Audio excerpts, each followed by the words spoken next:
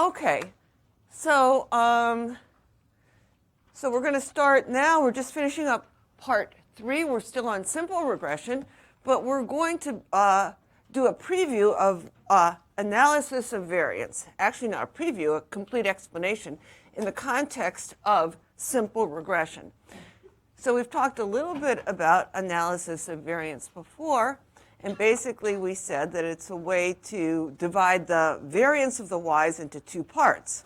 That part that's due to the total variability of the y's into 2 parts, the parts that's due to the explained by our model. In this case, it's going to be simple linear regression, and the part that's left in the errors. So we've talked about that some before, and the idea in this case, the idea is that this is going to provide a basic framework, not only for this when we have a model that's aligned like this, but it's going to be used for lots of predictive models as long as our basic assumptions are met that we talked about before. Normality of the errors is the most minor one. It was the independence of the errors, the equal variability, and the normality of the errors. Okay, so now it checks whether it compares 2 models. It compares a simple model to a more complex model to see if the complicated model gives you any better predictions. All right, and what we're going to, so it checks whether adding a parameter to a model, making it more complicated, okay, improves the accuracy of our predictions significantly more than would be expected just by random chance. That's the idea. And it gives you something called the F statistic to compute p-values. So what we're going to do today is we're going to compare this F statistic to our previous statistic, the T, to see how it compares in the case of simple regression. All right, so I just thought it would be a good idea to just show you how this works, the whole idea of analysis of variance, just in this simple case, so that you can get a good visual of it and a good intuitive understanding. All right, so here's the model. We're still doing simple regression, which means this is the equation for a line here. And we have these 2 parameters we're estimating. All right, now, so we have this null hypothesis here. That's what? The null hypothesis is the simple model that this slope right here, this is equal to 0. So we're just predicting, basically, it boils down to just predicting the y's from the average of the y's. So if we're talking about the final exam scores, or predicted from your, or let's just talk about the exam you just took. Let's say I wanted to predict it from the homework. So the null model would say your homework has no predictive value. I might as well I'll do just as well, just guessing predicting each one of your exam scores just by the average exam. It's not going to do any better than that. That's what that's saying. But then the alternative is no, we can do better if we say that your exam scores we can create this linear model where it says are predicted from your homework. So your homework would be, for each person, your homework score would be a better predictor of your exam score than just saying, hey, I don't know anything, I'm just going to say the average exam score. Does that make sense? All right, so that's all we're doing here. And we've already done that using a T and a Z statistic. And now we are just going to do it, see how that relates to doing it through this analysis of variance. So that's the main idea here. So let's look at what this is saying. So what is this saying? This is saying that the variability of the y's. So this is if you take each of your exam scores and subtract off this is the average of the exam score, the deviation from the average, that we're all like there's maybe 60 people. Let's just talk about the people here right now. So maybe if it was 60, you'd have 60 y's for the 60 people here minus the average of those 60 people. Okay? And so each one is going to get a deviation. So let's say the average, I predict the average is going to be probably 85. So somebody who got a 90 would have a deviation of 5. All right, and then if we added all those up with the 60, this is saying summing all those up, forget about this, the square for a minute. If we did that, we'd get 0 because the positives and the negatives would cancel out and you'd get 0. So we square them all. And so this is just the sum of your squared deviations. And you know that if you took the average of that, it's called the variance, and if you took the square root, it's called the standard deviation. So then we're going to break that into 2 parts.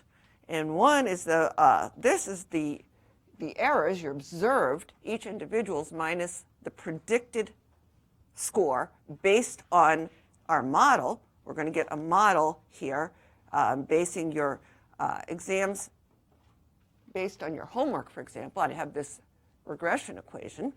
And I'm going to say, okay, so that's going to be the error around that regression line, and this will be the difference. This will be the variability, your predicted minus the average. So this would be the variability explained by the model. Okay, so for an individual observation, before you square them, you can see this is a tautology. What you're saying is, okay, your deviation from the average for an individual y, the deviation from the average, is equal to the predicted that you'd get minus the average plus the your actual observed minus the predicted. And so obviously it's the same thing because the predicted minus predicted, and you just have observed y minus average y equals observed y minus average y. So for an individual, it's just obvious, but can we then square them like this? Can we go from this individual to the sum of all of them to squaring each individual and summing them up? Does that hold? Well, certainly not out for all cases, but in this case it works. And I have a proof of that in the appendix. If you want to look at it, let's see, it's on page, I don't know how useful it would be for most people, but because the proof is in n-dimensional, you have to think of these vectors in n-dimensional space, n-dimensional being if there's 60 people here in 60-dimensional space, actually 59, but then I break it down to a simple picture here. So it's, I don't know if this will help you or not, but certainly if you've had linear algebra, it will. And maybe it will anyways. So this is on page 148. Why the sum of squares total equals the sum of squares model and sum of squares error. Actually, it would. It would help anybody because I break it down here to just 2 dimensions, and it's just the Pythagorean theorem here. So it would be fine for anybody. And actually, it's also a nice explanation of where r squared comes in. Why we're going to have this. This is a proof of why the variance of the errors is 1 minus r squared, is the proportion. Okay, so the proportion of the variance that's in the errors, this fraction 1 minus r squared is that proportion. We've talked about that. That's the same as the standard deviation of the errors is equal to the square root of 1 minus r squared times the standard deviation of y. I know a lot of you are taking upper math. I'm not sure if you'll see it like this, but this is a very simplified version of a proof you'll probably see somewhere else. Okay, so for those of you, I think everybody would benefit by looking at it, but some people might understand it better than others. Okay, so now let's go back. That will not be on the exam. If you don't want to look at it at all, don't worry about it at all. You're going to get a real intuitive understanding here. Probably much better than that will give you an intuitive understanding. It's just that a lot of people are asking me for proofs. And this is a combination of a big class of a very diverse population. A lot of you are math majors. Some of you have not had calculus at all. It's just a big group. So I'm trying to please everyone, that's all. Okay? So now, back to what we're doing here. So we've got this. So now what are we saying here? So we have here, so this is the total, this is just what we've been talking about before. We said, okay, we can explain the total variability of the y, the total variability of the y's. We're breaking it down into what? The model and the noise. And the model we said was basically, okay, so we're taking, the model, the signal and the noise. And what we're doing here, I'm going to show you is this is going to be r squared times the variability of the y's. And this is going to be 1 minus r squared times the variability of the y's. And this, we'll see this to come, but basically, we're just breaking down all the variability of the y's into the part that's the signal or the model and the part that's the noise. And then what the F ratio is going to do is going to compare the ratio of these two, signal to noise ratio. That's basically the idea of it. All right, now, but I think I learn better by examples and visuals, and I think you do too. So let's just jump right into that. All right, so now we're on page 44. And so what's the idea here? Okay, so this right here, this picture, is how this is actually from 100 people from a former class, how exams predicted finals. Okay, how exams predicted finals. And the regression equation, we got this regression equation here. So this is the least squares line. So this is our regression equation or our model. So we'll say this is our regression equation. Okay, and which is our model. And we're comparing this model right here, this model, to what? To the model, the simpler model, that would just predict the average of 74 for everyone. So that's just our, so we're comparing these two models. This is just your average. Okay, so this is y bar, and it's equal to 74. So that's what we're looking at here. And for each one, we're breaking this total variation of the y's into two parts. So let's look at the two parts. So the two parts are the part due to the model. Let's look at just one individual point here. We can look at, for example, this point, D. So we've got this person, D, right here, who got a 92 on the exams and ended up getting a 95 on the final, right? So for an individual, for this breakdown, if we just predicted him to get the average, that's 95 minus 74, that's a distance of, he's 21 points above the average, right? But now we're going to break those 21 points into two parts. The part that's what? The 80 minus 74, which is what? That's he was predicted by this regression line right here to get an 80, right there, to get the 80, all right? So this right here is the predicted, right here, minus the average. That's this part. Maybe I should color it. Okay, so this is the model right here, due to the model. So that's 6 points right there. And then we didn't do such a great job. We have a lot of error here, and this is the error. So this part, which is the 95 minus the 80, is the error. So that's the error. And this is the model. And together, 21. Okay, so that's 15. So that's the idea. So for each one of those points, you're doing that breakdown. So for example, we can look at this guy right here. Well, that person, E, we made a perfect prediction. There's no error. There's no yellow. It's just all model. Okay? No error. And we can look at this person, A. Okay? So this is how far we did better than the model. but then we still have error here. And let's look at another one. Let's look at this one's the same way. Here's our model piece. Here's our error. So we're just, where this is B. So we're just breaking the distance from the deviation from the average for each person into two parts. Okay, so look at this person, C. Okay, so he was actually up here. Our model predicted way down here. That's a lot of error. Our error was bigger. We would have done better with just doing the average, right? So in that case, it looks like this. Do you understand?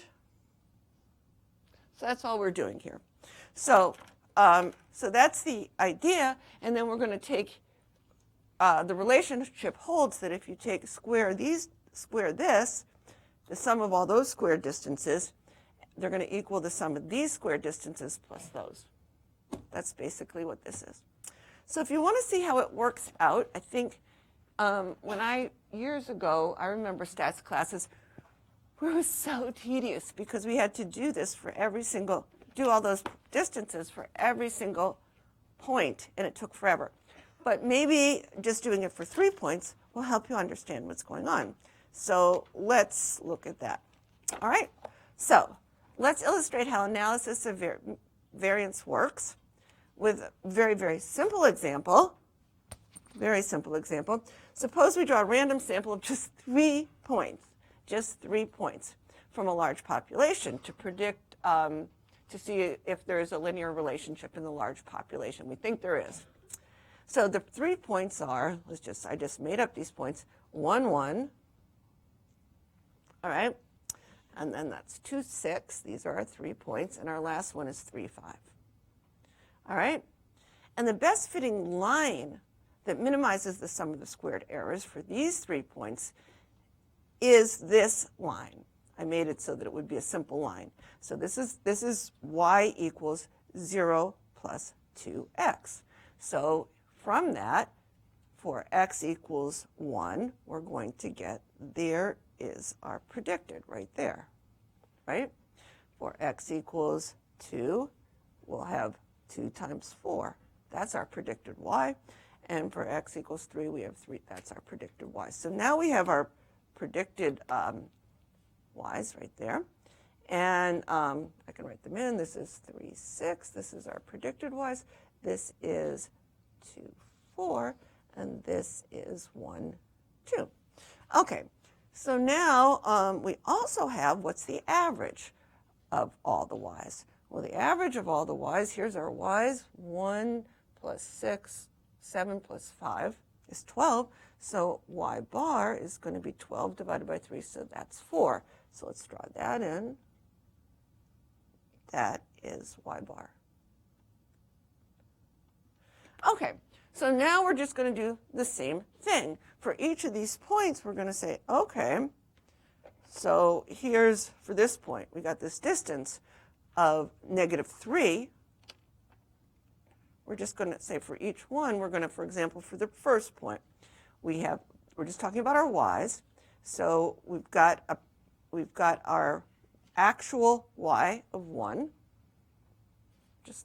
We're just looking at these y's, right? Okay, so we have the actual 1, and we're going to minus the predicted.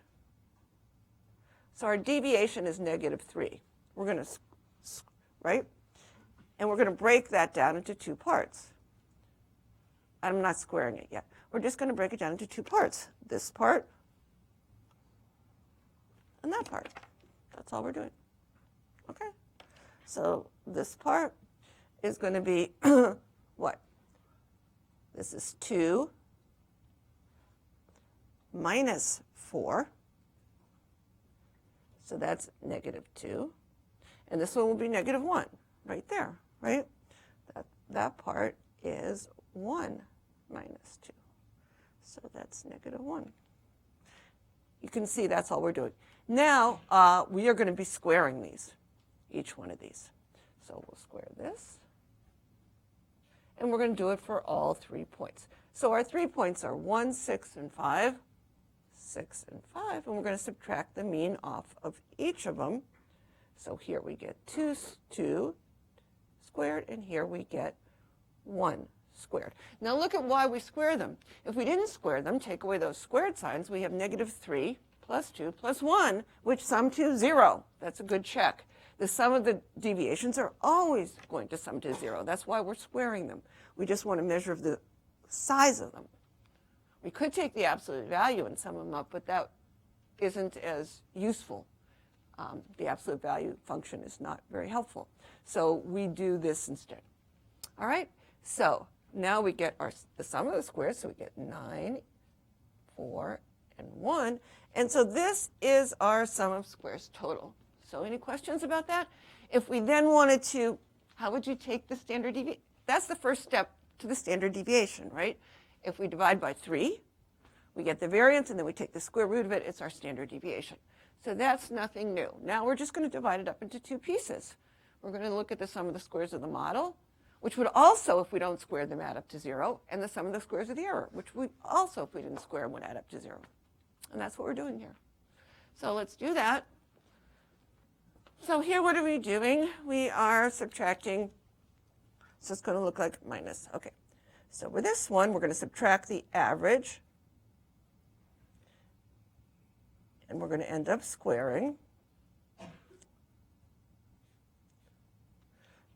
But each of the predicted, and our predicted are 2, 4, and 6, right?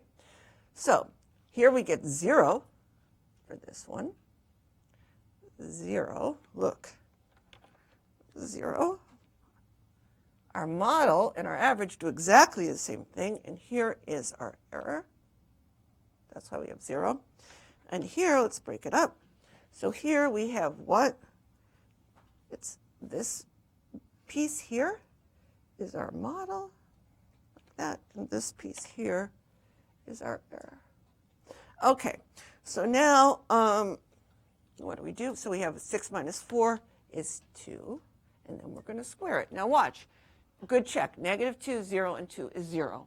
That's why we're squaring them, so we get 4, 0, and 4, and that part's 8. Now these have to be equal, so we know that's 6, but let's just check. We know that's 6, but let's make sure that it is 6. So what are we doing here? We're taking our originals, our actual y values, 1, 6, and 5, and we're subtracting off the predicteds, 2, 4, and 6. That's what we're doing here.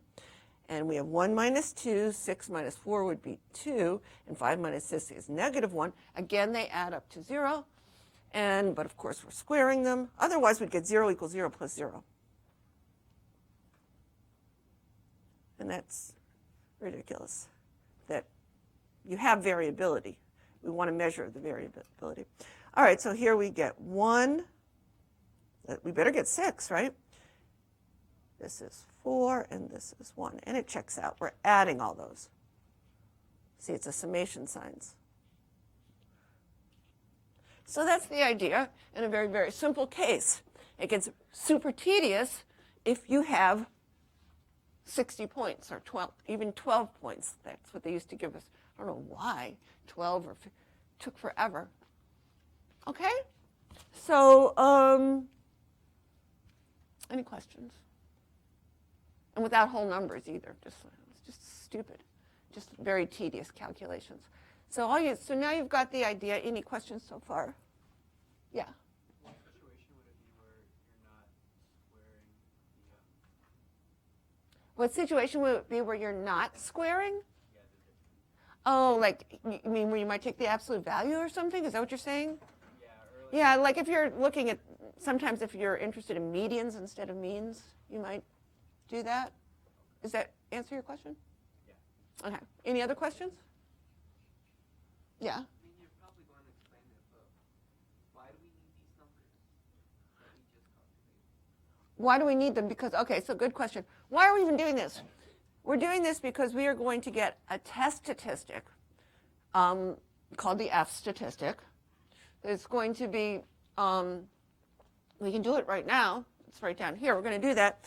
And it's going to yield this number called the F ratio here, which is basically this the sum of squares of the, okay, so it would be the sum of squares of the model divided by something called its degrees of freedom over the sum of squares for the error divided by its degree, the square root of those.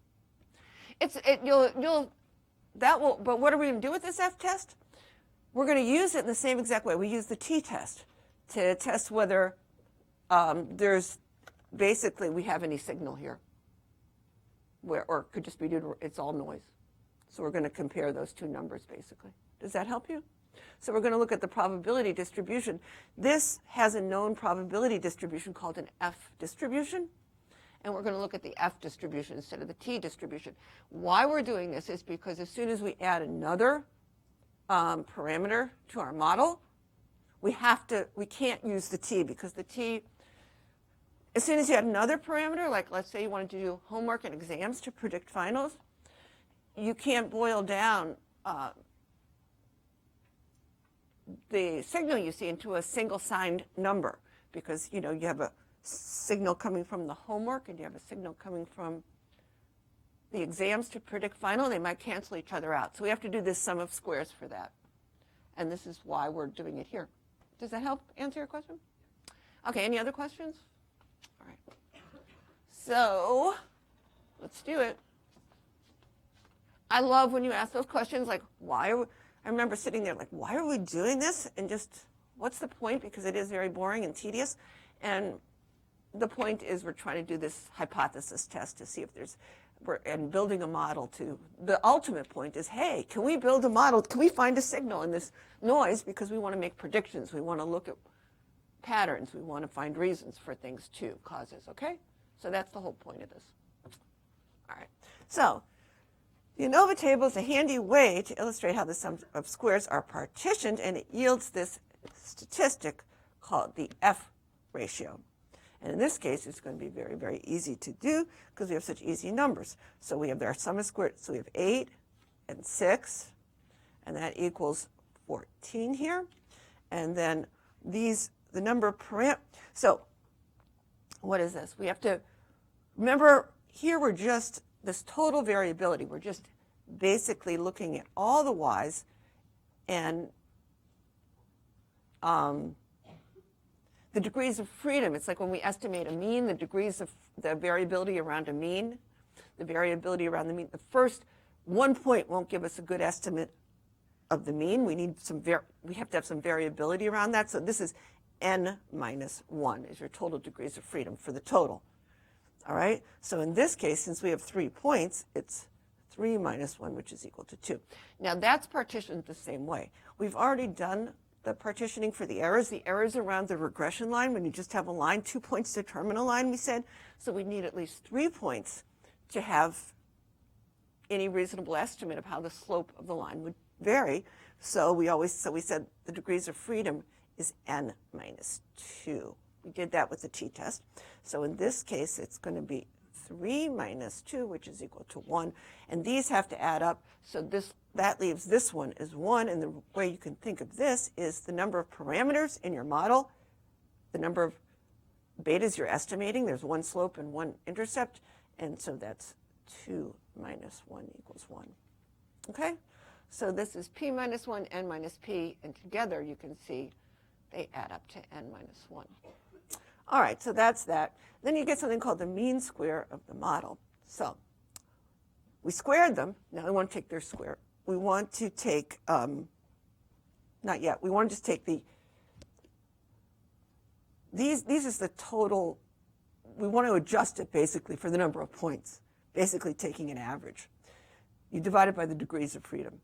So here we have the degrees of freedom are just 1, so it's just 8 divided by 1. This is a very simple example. So we have, if this was anything but, it's 8. Here we have, 6 divided by 1. And here we have 8 divided by 1. It's the sum of squares model, and it's basically like taking an average based on how many parameters are in the model, average minus 1, based on how many, your sample size minus the number of parameters. Okay. we did this already. N minus 2. When we figured out the sum of squares, the error for we've done this before when we were doing the standard deviation of the errors. Okay, so we've got this, and now what is the mean square model over that? That's just 8 over 1 divided by 6 over 1. So this would be our F statistic. Okay? And then we're going to look up this and look at the F curve for, there's lots of F curves depending on the degrees of freedom. We'll see how to do that in a minute, and we'll see if that's significant or not. Basically, we only have 3 points. So I'll just show you. If you turn to page, and then we'll think about it, page 158. So what would we do? We have our error degrees of freedom are 1, and also our model degrees of freedom are 1. And this is the critical value of the F-stat at, you'd have to have a bigger F-stat than that to reject the null at 5%. So we'd need 161.45, and we have 1.33. Basically, we'd need, look at the ratio here, we'd need basically almost no error. I mean, if all the points were on a line, we couldn't, that's ridiculous. We'd have 0 down here. We'd have to have tiny, tiny, tiny bit off there, just a little fraction in order for it to be significant. Because look, with only 3 points, you need to have the 3 pretty close to a line to get significance with a sample of 3. So let's move on to a more interesting example where we'll look more deeply at the F-stat. All right, so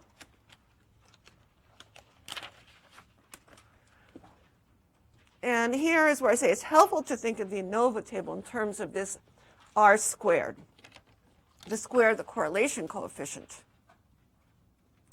right?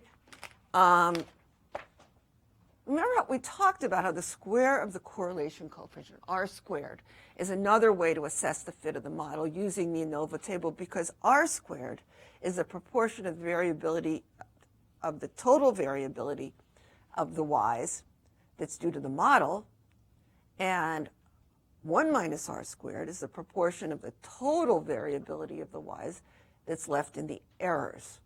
And we saw this, we talked, and I told you how R squared was going to figure very prominently into all our regression analysis.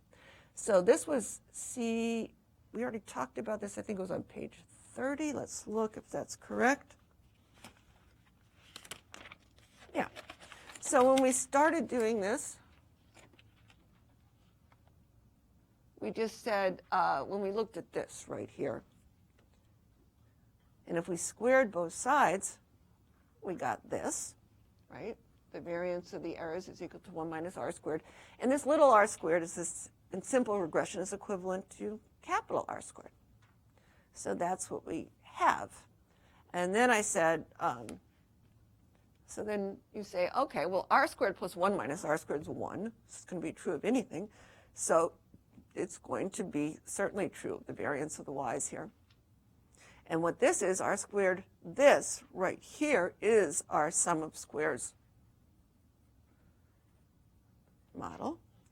And this right here is our sum of squares errors. And this is our sum of squares total. Think of it that way. I mean, if you divide it by n, think of it as just the variability before you divide by anything. Okay, just that numerator. And that's the relation we have. And so we're just talking about, R squared is a measure that is called the multiple correlation coefficient. In this case, it's just R. So if you have a perfect correlation, then everything lies on the line, all the points, and there's no error. And that's basically, this is a more general R squared. And when you have multiple predictors, is going to be the correlation between your predicted values and your actual ones. So in the same relation will hold. Any questions? So that's the idea, and it's pretty easy. All right, so now let's apply it.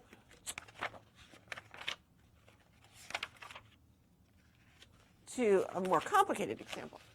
Okay, so now we've got that. Let's just write it up here. So basically this whole, okay, so what are we doing? Sum of squares. This is our sum of squares model, sum of squares error, and sum of squares total. So I'm just saying, okay, we have this. We have the sum of squares total is going to be broken up into the sum of squares model plus the sum of squares error. And what we're going to do is, this is the same thing as, we're going to use R squared, because that's given to you in all regression analysis, instead of doing what we just did for a zillion points. For six, like here, we're going to have what? 25? What's the sample size here? 25. Do we really want to go through what we just did for 25 points? No. So you'll see R squared on all the regression analysis, so let's just use that. We'll see R, or R squared. So this right here is R squared times SST, and this is 1 minus R squared times SST. So let's do that instead. All right? So this is that same example from page 40, I think.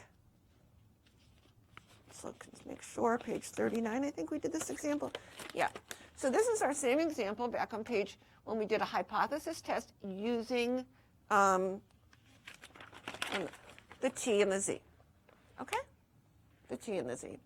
What we're going to do now, and that's fine. Well, what we're going to do now is use this, show how the T squared is going to be the same thing as the F, and the Z squared is the same thing as a chi-squared statistic, and get these same exact numbers.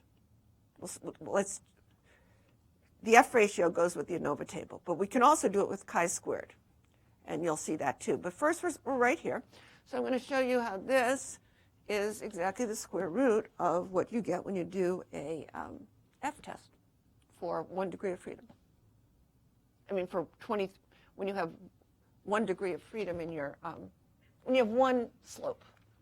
It's going to look like this, but the F test is non-directional, it's squared, so you're going to just be double the p-value.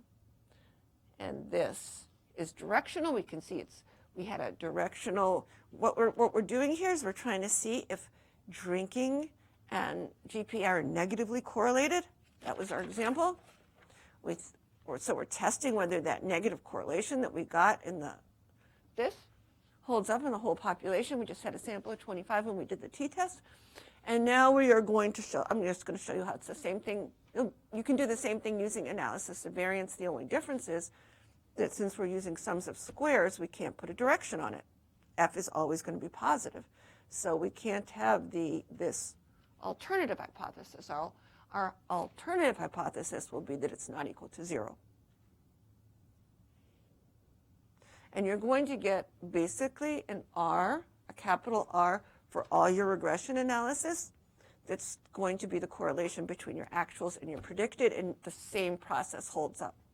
So it's useful. It's an easy way to remember the statistics and the test stats in multiple regression, and also in something called ANOVA, which is comparing means. Like if you move on from the 2-sample t-test to the 3-sample, 4-sample, and so forth. So it's just sort of a basic structure. You won't always have to remember some. The whole point is I hate when people have to remember all these different formulas for everything. You'll just have one handy little formula that can be applied to pretty much anything. Okay, any of this regression analysis that you see. All right, so let us go and do it, the same example. And, all right, so this is the same one, and we're going to use,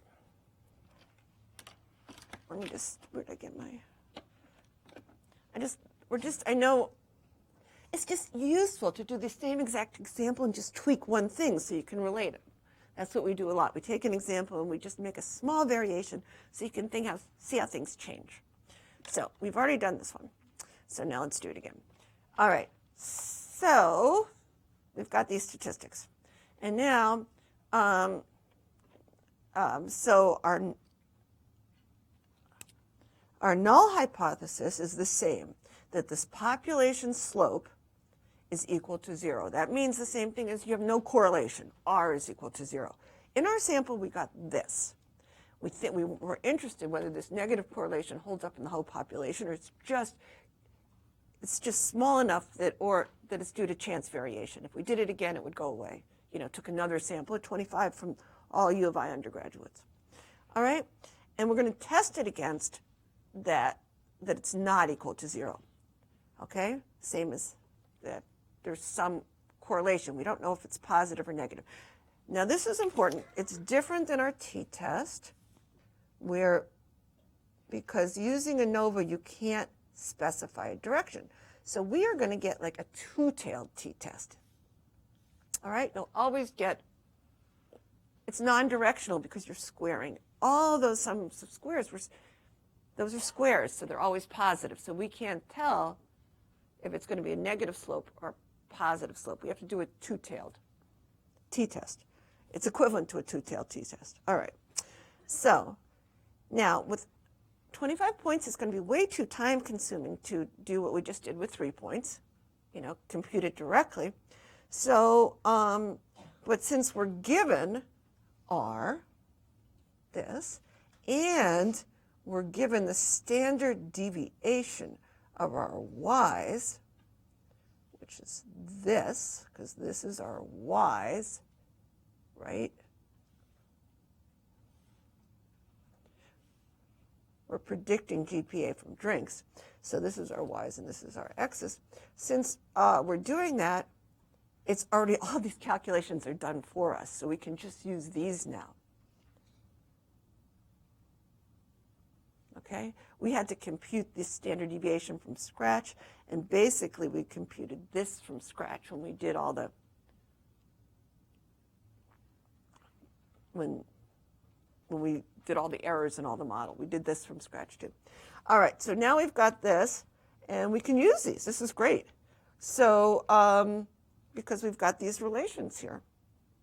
All right, so let's do it. So we know that R is negative 0.2, so R squared is that squared, so that's 0.04, right? And so here we have our sum of squares model is going to be 0.04. That's R squared times, and this is 1 minus R squared. That will be 0.96. Now, what's our sum of squares total? It's going to be times whatever we get our sum of squares total, where we know that our standard deviation of the y's is 0.5, right? So let's square that, and that will give us the variance of the y's. But that's divided by n, so now we just have to multiply by n, right? So we just want to say n. The sum of squares total is n times this SDY's squared. So we'll multiply that by n by 25 times 0.25. And our sum of squares total is 6/4 of that. So that's here. So we have 6.25. And we're just going to say, okay, so our fraction, so our model is 4% of that. And our, because R squared is 4%, okay, and our sum of square error is 96% of that. So that's all we're doing. So 4% and 96% of 6.25 and 6.25. Okay, so this is 0.25 and this is 6. I think that's what I wrote down. Let me just check for sure. 0.96. Yeah, okay, we're good. So, any questions so far? Now, our degrees of freedom now, total, we're just talking about the variability around the y's. This is going to be n minus 1, just the way it always, when you do a t-test for the mean, it's n minus 1. All right, so this is n minus 1, so that's 25 minus 1 is our degrees of freedom. Okay? By the way, when we do the chi-square, we don't, with a bigger sample size, we don't have to worry about that, those degrees of freedom. It's much simpler. It's like the z. The z squared is like the chi-squared, and the t squared in this case is like the f. So we have to worry about all these little degrees of freedom with the based on sample size. So here we have this, and then for our error, remember it was -2 around a line. We did that before, -2, so it's going to be 25 minus 2, not -1, because now we have 2 points to determine the line. So it's all the error, all our points around the line. The first 2 don't count, and there's 23 left, because the first 2 determine a line. Okay, so now we got 23. So this one has to be 1. And what is the model? That's the number of parameters minus 1. So it's going to be 2 parameters, not just slopes, 2 parameters minus 1. So they add up. All right, now we're going to do our mean squares. And what is our mean square? We just take that and divide it by 1. 0.25 divided by 1 is just 0.25. And here we have 6 divided by 23, and we get 0.261. All right, and what do we add these up? No, we don't bother with that at all. Okay, it doesn't really make sense. They're over different, no. All right, they're over different denominator. No, let's not do that. You don't do this at all. Doesn't even make sense. Okay, so now the F ratio. So it's just the ratio of those 2. So it's 0.25 divided by 0.261, and that is, I got 0.958. All right, now how does it compare to what we did with the t? Let's think about it. So first of all, do you see what we're doing? Look, let's look what we did here. Do you see how this 6.25 canceled out when we do this? Watch. Let's write this as how we got it. So this is the same thing. This is the same as the numerator is 0.04, which is r squared, times the sum of squares total. So that's times 6.25 divided by 1 minus r squared, 0. Whoops. This is divided by 1. Okay, now I'll take a bit. And this, now we're taking the denominator, and we have, where would that come from? It came from, started here, 0.96 times 6.25, and then we divided it by what? 23. So that and that are the same thing, right? Now, can you see where these are going to cancel out? That's our sum of squares total. And we are going to be left with, that's r squared over 1 minus r squared. That's really just r squared over 1 minus r squared. And if we simplified, simplified this, so multiplied by the reciprocal, and that gives us 1, the reciprocal, we're going to get n minus 2 over 1. Now, that should look really familiar to you. That's the square of the t statistic. When we do the t, we could do it, remember? We did the t. It's r over the square root of 1 minus r squared times the square root of n minus 2. So t squared is equal to f. See? In this case, you see, if this, once we add another x, this is going to get bigger. If you add another x, this will be 3 parameters minus 1, so that would be 2. And that doesn't apply. This t statistic, so this is true when you can use the t, when you just have one slope. So t squared is equal to f with when you have 1 degree with degrees of freedom in the model, for the model, equal to 1. Okay? And this would be, any questions? Any questions on that?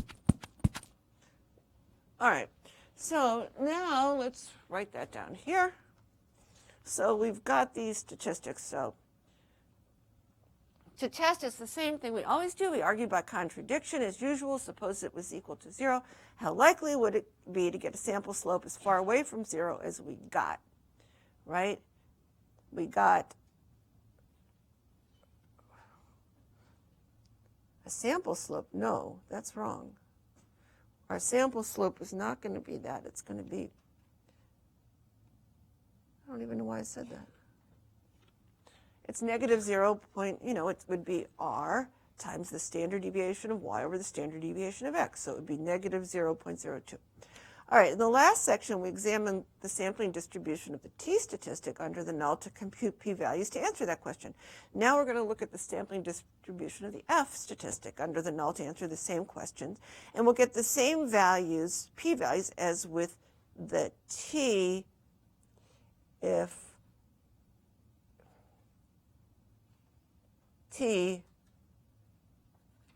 for a two-sided H naught. Okay? Now, so what do we say? The F, so there's this, now it gets complicated with the F because there's two sets of degrees of freedom. Okay, there's P minus 1, in this case 1 in the numerator for the model, and N minus P, in this case N minus 2, 23 for the denominator, for the errors. So you have this, these F tables can be many pages long, they're tedious, and so we can look at them, but we're going to also use the calculator, the computer calculator. So use the F table in the back of the book to find the critical value of F at the desired significance level. All right, so here is our F. And let's do that first. So we have 23 degrees of freedom. Do I have I'm just trying to see if I have, let's just go to page 52 because it's explained a little better. On page 52, how to read these tables. So if we go to page 52, and here you see this is what the F looks like. And so you have the degrees of freedom for the model. That's the same as, they call it the numerator.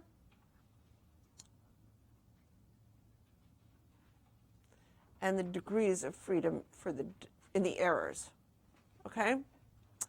See, when we simplify it, the error is in the numerator, right? Because this simplifies to when you get rid of those fractions and put it the degrees, but they call this one the numerator one. We have r squared over 1 minus r squared times 23, but 23 is what's called the degrees of freedom in the denominator. It's for the error. All right? So we're going to look, we have here. So the numerator is how many slopes you have in your model.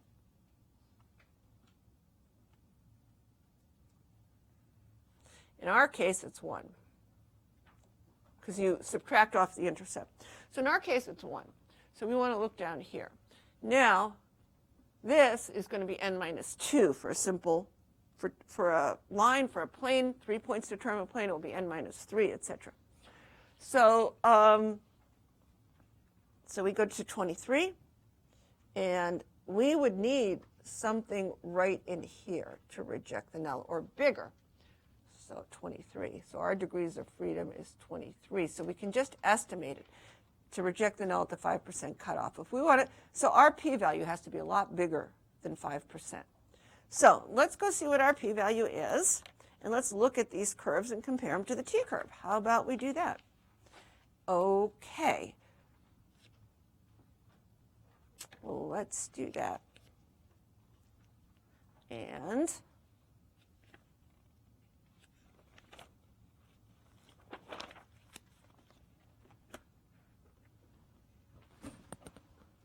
let's just go over here. Any questions so far? All right, so let's just go to our PC, and this will be much easier. All right, so for the F distribution, we have the degrees of freedom in the numerator is 1, and the denominator is 23, and our F value was 0.958. That wasn't, I hope I didn't round too much. Okay, but 0.9, so we'll just go compute the p-value. And what do we get? We get 33.79. That's the area. See, you're squaring everything. So, so it's only, F is only positive. So this is your R command if you're taking the R course here. And the degrees of freedom in the numerator is 1, in the denominator is, this is your model. Just think, one slope, and how many, this is your error. Each little point has some error associated with it. And there's 25 points, but the first two don't count because the first two determine a line. So just think that way, that 2 is your error, 1 is your model. Does that help? Your model just has one slope. So when we're going to try to do a regression equation for a plane, like if we added homework and exams to predict final, we'd have basically a regression plane instead of a regression line. So there we would have 3 points would, you'd have 3 parameters. Okay, so this is what we're doing, and any questions? So the F, what happens is, if you add more, watch this, if you add more parameters, like let's add, you're going to get, let's say we had 5 parameters, that would be 4 slopes. It's going to look different. I'll show you what it will look like. Yeah, compute the p-value. So it's going to look more normal. Each time, because you're going to have lots of sums of squares, differences from every, it's going to start looking, it's going to be, you're going to get further and further away from 0. It's going to look more normal. So, I don't know, let's just do, what if we have 500 here? And let's just say, yeah, okay, compute a p-value. And let's keep this at 1. See? Basically, 1, this is a really nice thing about the F-stat, is that it's centered at 1 when the null is true. So this is a distribution when the null is true. When nothing's going on, it makes sense. The ratio between your signal and your noise is just going to be there. It's all noise, basically, when nothing's, so it's going to be this, there is no signal. So it's just going to be 1. Your signal's just like noise. So it's just the ratio between those two is going to be 1, which makes total sense, which is why the F statistic is really nice. So this is all when the null is true. That's what it looks like. And so basically, of course, it's still at, even if you have 1 degree of freedom, it's still at, the mean is still going to be,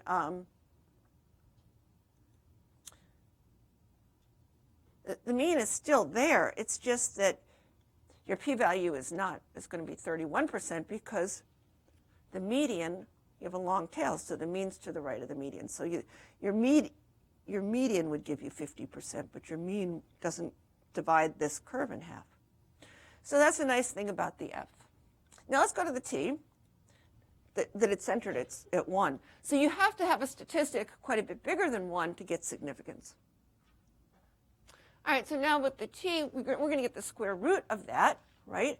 So let's just take that 0.958 and take this, well, why don't we just go back?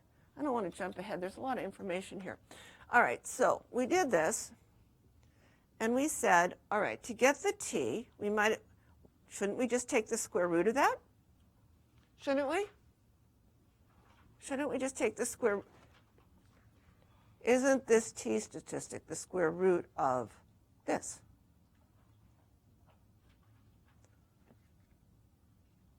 Here, let's go.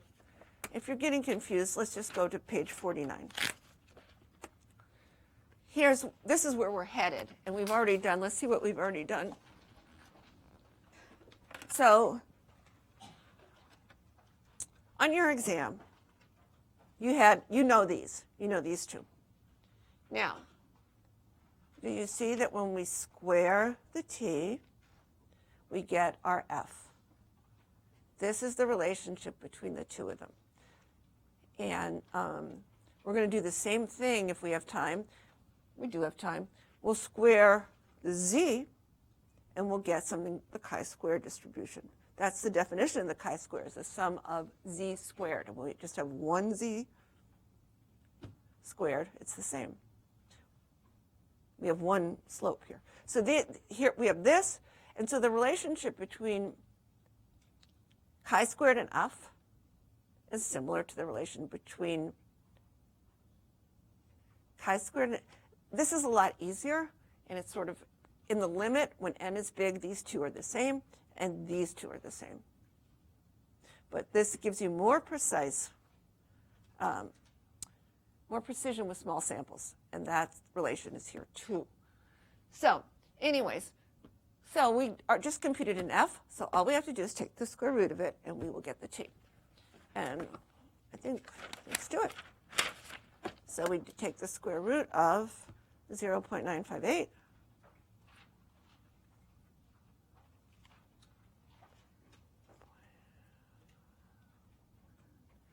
And that right there will be our t.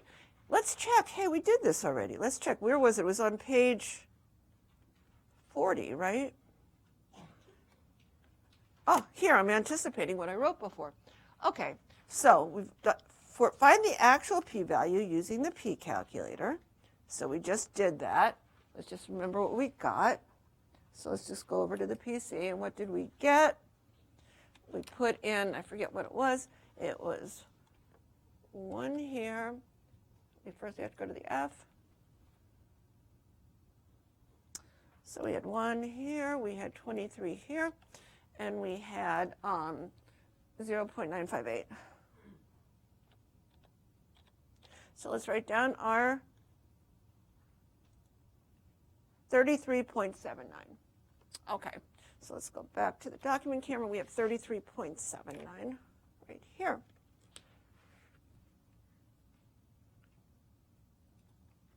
Okay, now how does that compare to the p-value we got from the t-test? So let's look on page 40. But we already know, that the t-stat is going to equal the square root of the f, as long as you just have 1 degree of freedom.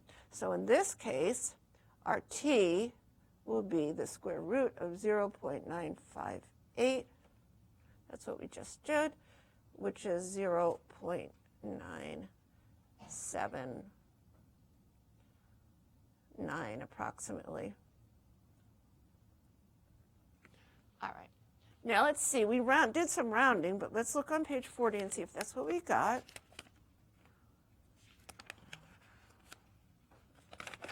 Okay, so we look on page 40, and what did we get? Did we not do it? We got the negative.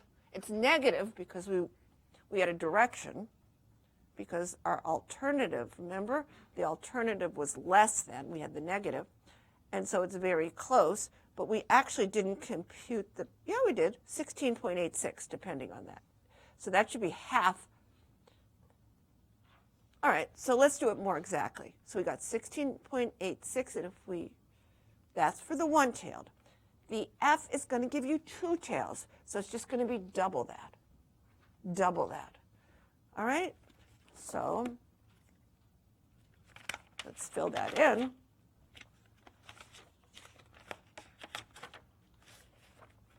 Here we have, so p-value, okay, that. Now, p-value for a one-sided t is equal to 1/2 the p-value for the f. All right? The p-value is equal to 1/2 the p-value for the f. So we're going to get, this is going to be equal to 1/2 of 33.79. And let's see if that's right. Let's see if we get that. So that's going to be, let's try it with the, well, 33.79. Let's just see, first of all, 33.79 divided by 2 is 16.895. We said we didn't quite get that. Let's just do it exactly on here. All right, so let's go here. Well, let's go to the t.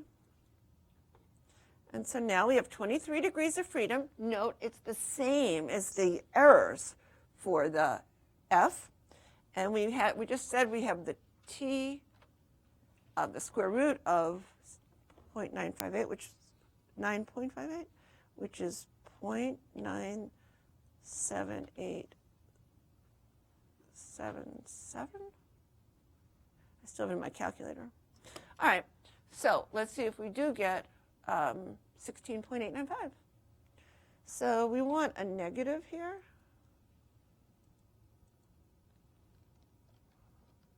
And we want a left-hand tail, which would be a positive, and a right-hand tail. And so now we compute the p-value, and we get 16.89, which was exactly what we said. 16.89, so that's good. All right, so we'll go back here, which is equal to 16.89%. Questions on that? All right, so now we've got that down. And now why don't we just, and here's what we talked about right here. We have mean square model. What is it? Okay, so we said it's r squared times SST and 1 minus r squared times SST. And of course, those cancel out, and that's what we're left with. And this really is the degrees of freedom, they call it in the denominator, because here they are in denominator. Those are the degrees of freedom for the error, and this is the degrees of freedom for the numerator of the model. You see, I'm just simplifying. They start off here. So that's called for the denominator. For the error term, it's the ratio of signal to noise. This is not hard to remember. Signal to noise, right? And the signal involves how many parameters you have. How many buckets you have catching this random variation that's coming out. Do you have a bucket that's going to catch it? Do you have a pattern there? Do you have anything? So it's how many of these parameters that you're explaining with. That goes with your model, right? And if you try to remember it any other way, it's just nonsense. So this is how many parameters in your model. How many buckets does it take, like, the more of these things you add, the more random noise you can capture. You know, if we make a lot of parameters, of course we're going to get some signal. I mean, if you have as many parameters as you have points, you capture all of it. So we want to limit this to just a few parameters. So this corresponds to your model. And then your noise is all the other just random points that are left. So that's the idea. And for simple regression, p is just 2, so it looks exactly, n minus 2, it looks exactly like that. And now we can do the same thing with chi-squared. So let's just jump to that, and then you can do all the homework, and we can pretty much finish this chapter. Okay. So let's just look at this. So we're going to repeat the GPA versus drinks example using chi-squared instead of f. Let's compute the statistic. Super easy. You'll love chi-squared. I love chi-squared. Okay, so now, remember, R, all we're using is we know that R is negative 0.2 and N is 25. That's all we're using here. So what do we get? Square that, subtract it from 1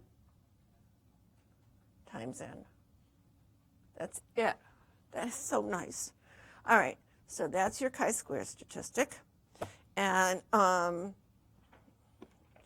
did it, and I got 1.0416 repeating. Okay, that's what I got. And now this statistic is the same thing as z squared, and it's distributed as a chi-square with, now chi-square only has one set of degrees of freedom, just the number of parameters minus 1, just how many buckets you put out there to catch the random noise that's pouring down from the sky or something. How many buckets you need to catch some of it. And if you just have one bucket, one slope, this is chi-square with one. So in this case, it's equal to 2 parameters, because that's including the intercept. That's the slope and the intercept minus 1. Okay, so it's the same. So now look at the chi-square table. All right, so we can do that. The chi-square table is easier to look at. So, and let's do that. So we have the chi-squared. So this test statistic is distributed. When the null is true, when nothing's going on, this chi-square statistic, this test statistic, is distributed as a chi-square with 1 degree of freedom. Okay, and what do we need to reject the null? The critical value at 5%, let's say. Well, here's a bunch of, this is an easier table. So we have 1 degree of freedom, and we have a little bit less. We'd need at least 1.07 to have 30% in the tail here. To reject, we'd need a much bigger chi-square statistic. To reject the null, so ours is just going to be a little over 30. Let's see what it is. Let's get it exactly. Okay, so we have, find the actual. So let's go to our calculator so you can just do your homework, and then you'll learn it so much better if you practice this and watch me. If you just do your homework and practice it, so let's just do that. So we go here, and now we're going to do the chi-square. So now you have 1 degree of freedom because you have 1 slope. 2 parameters, because you include that intercept, 2 minus 1. All right, 1 slope. And our chi-square statistic was 1.04167. I'll just write that in, I'm just going to be 0.4167. And we're going to compute the p-value. And we get 30.74. Okay, write that down, 30.74%. Now, how is that going to compare? See? That's this. It's just one tail. Now, we're going to compare that to what we did previously. So let's just go back to our document camera. I know this is kind of tedious, but all right. So you're going to compare that to that same page. Look at the, okay, so we're going to compare it to the z-test. So we'll say see page 40 again. I think it was 40. Let's look back at 40, and you'll see it, and there we go. All right, so we took the square root of that, and we got, you see it's directional, and we got 15.39. All right? So let's just see that, and that should be half of what we got. But it was a little bit rounded, so let's just make sure. So if we take that, and let me just do second square root of 1.041. Yeah, that's what I got. So it's very close to what we got, and we want to get half of that. So it's 30.74 divided by 2, and we get 15.37. Let's just check it out. It's more fun on the calculator. You can see on the online. So let's just go here, and we're just going to go back to our z. Normal distribution now. Oh, the normal. No degrees of freedom, my favorite distribution. It's just so easy. All right, so we had the negative 1.0206. 1.0206. All right, and so now we're going to do the p-value, and we're doing the left tail, and there it is, and it's exactly half. See? Isn't that pretty? Now, you know what you should do to convince yourself? Square all these values. Watch. If you square anything between -1 and 1, like a half, right? Negative a half. What's negative a half squared? It's going to be a quarter. Also, a half squared will be a quarter. Do you see how you're going to get this pile up? All these are going to be positive. But everything between -1 and 0 is going to be an absolute value less. So you're going to get this giant pile up here, and then you're going to get v chi-square distribution with 1 degree of freedom. 1, and let's just, what did we have here? We had about 1. Okay. So it's going to look like that. See how it's like it's 0, it's all positive, it goes way, way up here. And chi-square is not just centered at 1, it's going to be centered at its degrees of freedom. So, for example, let's put in 10 degrees of freedom and 10, and watch. See? Let's put in 100 and 100. See? So it's just like the f, except it's centered a different place. In the limit, it's going to be look just the same. All right, so that's pretty much it. And you're going to have a lot of homework on this. And you're not going to understand this in one lecture. You have to do a lot of homework, and then you're going to come back and you'll understand it much better.